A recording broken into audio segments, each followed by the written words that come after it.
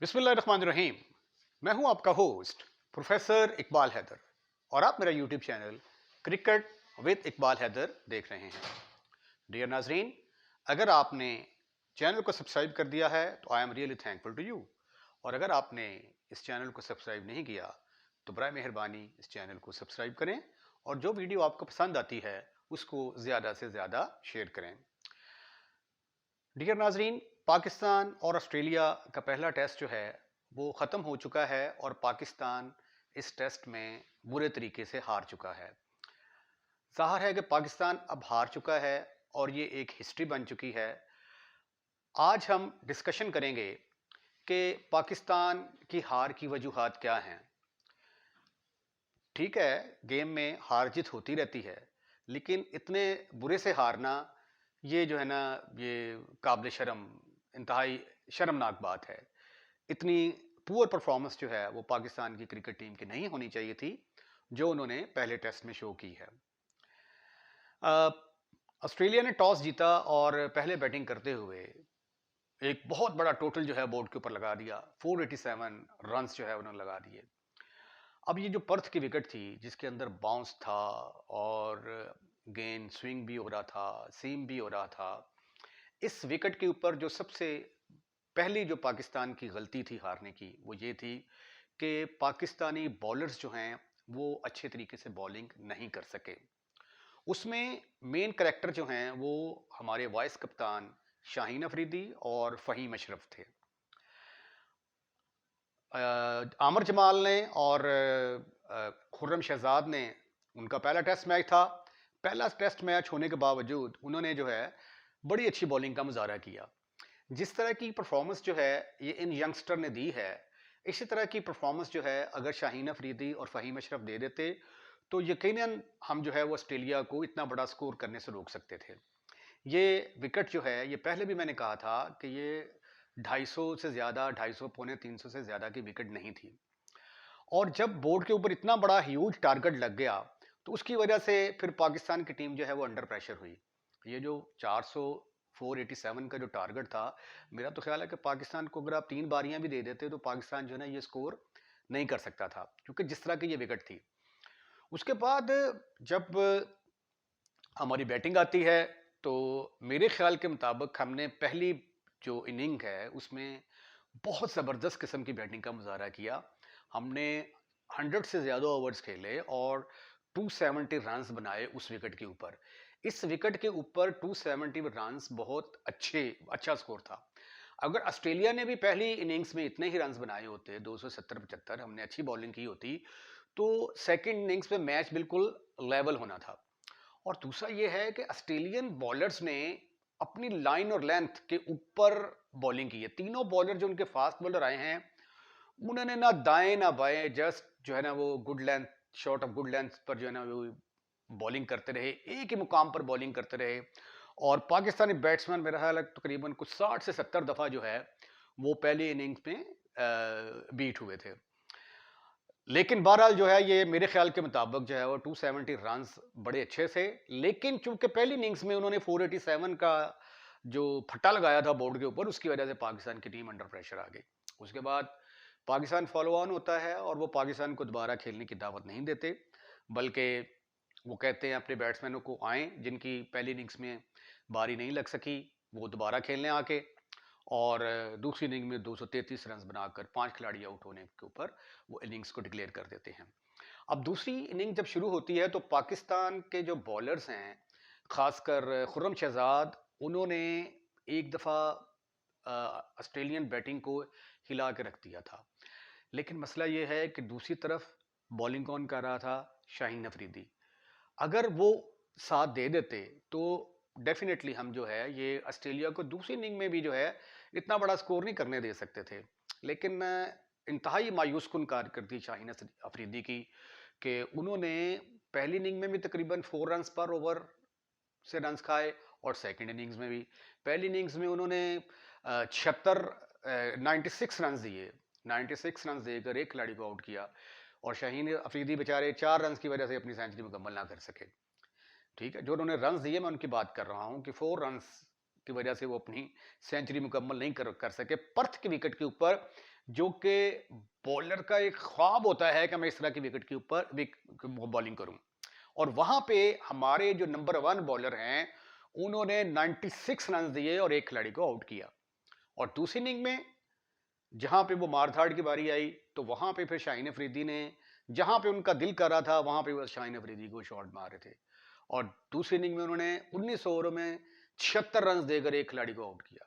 यानी दोनों इनिंग्स में उन्होंने 172 रन दिए और 2 खिलाड़ियों को आउट किया, जो कि पर्थ की विकेट के ऊपर इंतहाई नाकाम तरीन बॉलिंग है।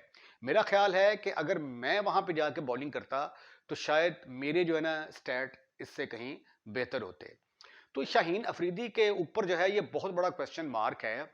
इनकी परफॉर्मेंस जो है बड़ी देर से जो है वो ठीक नहीं हो रही।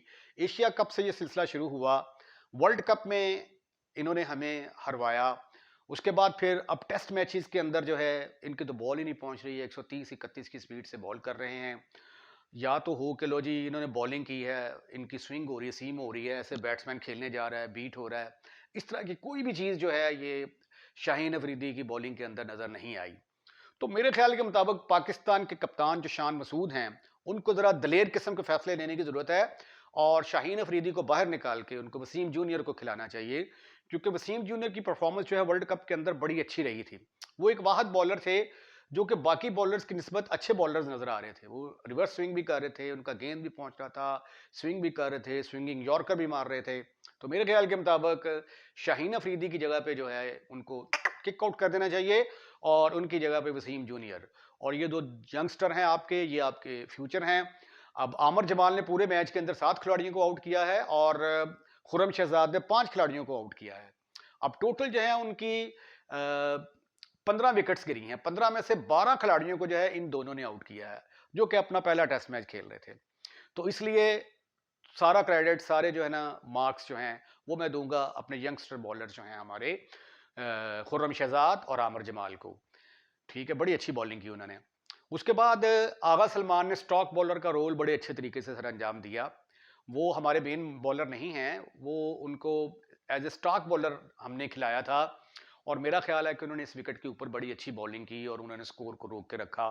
और जो गिद्दड़ कुट जो है शाहीन अफरीदी और फ़हीम अशरफ के खिलाफ हुई, वो सॉरी जो है ना ये सलमान, आगा सलमान ने उसको जो है काफ़ी कंट्रोल में रखा। उसके बाद फिर बैटिंग की तरफ आते हैं। एक तो ये मैंने बॉलिंग जो है ना ये हमारी शिकस्त की मेन वजह बनी। दूसरी बैटिंग से पहले जो है ना ये फील्डिंग को भी डिस्कस कर लेते हैं। फील्डिंग भी जो है ना ये हमारी जो है ना ये अप टू द मार्क नहीं थी। काफ़ी सारे आसान कैचेस ड्रॉप कर दिए गए और विकेट कीपिंग जो है वो भी मेयार के मुताबिक नहीं थी। सरफराज का वेट थोड़ा सा हैवी हो गया है और मेरा नहीं ख्याल कि वो सुपर फिट हैं, इसलिए इन माय ओपिनियन सरफराज को जो है वो टाटा बाय बाय कह देना चाहिए और उनकी जगह पे बेहतर ऑप्शन हमारे पास मोहम्मद रिजवान की शक्ल में मौजूद है और अगले टेस्ट में मोहम्मद रिजवान को चांस देना चाहिए। अब थोड़ी बैटिंग की बात कर लेते हैं। तो बैटिंग में जो है ये पहली इनिंग में तो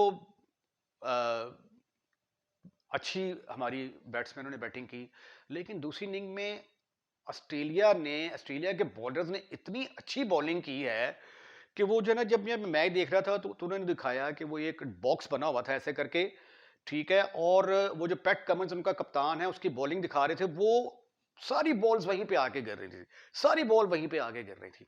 इतनी जबरदस्त जो है उनकी लाइन और लेंथ।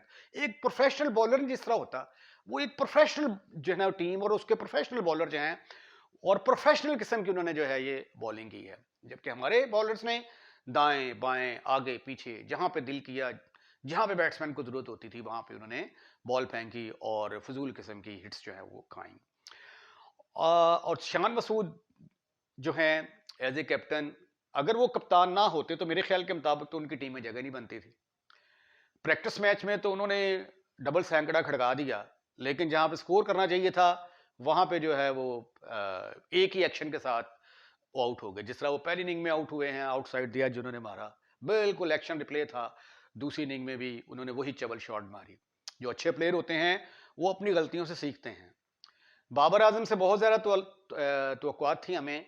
बाबर आजम को जो बॉल हुई है, मेरा ख्याल है कि one of the best ball थी, क्योंकि वो जो बॉल बिल्कुल अंदर आई है और वहां से आप जो है ना, ये बॉल को आपको खेलना ही पड़ना था। आप ना बॉल को छोड़ सकते थे, कुछ भी नहीं कर सकते थे। और कोई भी बैट्समैन दुनिया का वहां पे होता है, उसको वो बॉल खेलनी ही पड़नी थी।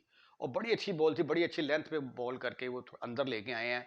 विकेटों के अंदर बॉल थी और वो बाबर आजम ने अपने आप को बचाने की कोशिश की, लेकिन ग्लव्स को लगती हुई गेंद विकेट कीपर के पास चली गई और बाबर आजम आउट हो गए। और वैसे भी जो उस वक्त विकेट की कंडीशन थी, मैंने तो पूरा मैच देखा है, समझ नहीं आ रही थी कि शॉट कहाँ पे लगेंगे।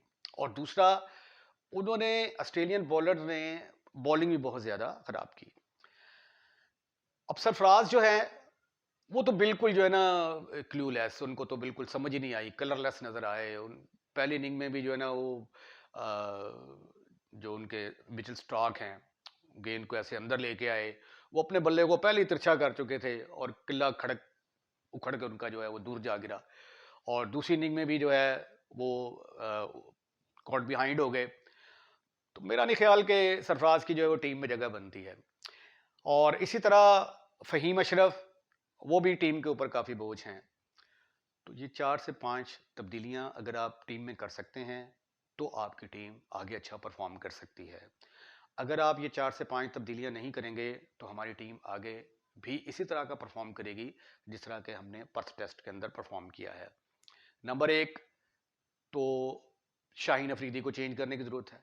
नंबर 2, फ़हीम अशरफ को चेंज करने की ज़रूरत है। फ़हीम अशरफ की जगह पे स्पिनर आ जाएगा, इब्रार आ जाएंगे। शाहीन अफरीदी की जगह वसीम जूनियर आ जाएंगे। और सरफराज की जगह पे रिजवान। 3 बंदे ये और चौथा शान मसूद की भी जगह नहीं बनती। जब किसी टीम के अंदर 4 ऐसे प्लेयर्स हों जिनकी टीम में जगह ना बनती हो, तो फिर वो टीम इसी तरह का परफॉर्म करेगी, जिस तरह की परफॉर्मेंस पर्थ टेस्ट के अंदर हमारी टीम ने दिखाई है। सिफारिश का दौर है। अगर आपका पीसीबी का चेयरमैन सिफारशी होगा, आपके जो है सिलेक्टर्स जो हैं वो सिफारशी होंगे, आपका कप्तान सिफारशी होगा, कोई चीज़ मेरिट के ऊपर नहीं होगी, तो फिर मेरिट का आप कत्लेआम करेंगे, तो यही इसी तरह के रिजल्ट जो हैं ये सामने आएंगे, जिस तरह के रिजल्ट हमें फेस करने पड़ रहे हैं। तो अगर पाकिस्तान ने सीरीज में कम बैक करना है, तो बोल्ड किस्म के डिसीजन लेने की ज़रूरत है। इसके साथ ही मैं आज की वीडियो का यहीं पे अख्ताम करता हूं। अगर आपको वीडियो पसंद आए तो इसको शेयर ज़रूर कीजिएगा। और एक दफ़ा फिर मैं रिक्वेस्ट करूंगा कि अगर आपने चैनल को सब्सक्राइब कर दिया है, तो I am really thankful to you. और अगर आपने चैनल को सब्सक्राइब नहीं किया, तो बराए मेहरबानी हमारे चैनल को सब्सक्राइब करें और हमारी जो वीडियोस हैं इनको ज़्यादा से ज़्यादा शेयर करें, ताकि चैनल जो है वो एज अर्ली एज पॉसिबल अपनी जो है वो तरक्की के मनाजिल तय करता रहे। अपना ख्याल रखिएगा, अगली वीडियो का इंतज़ार कीजिएगा। अल्लाह हाफिज़।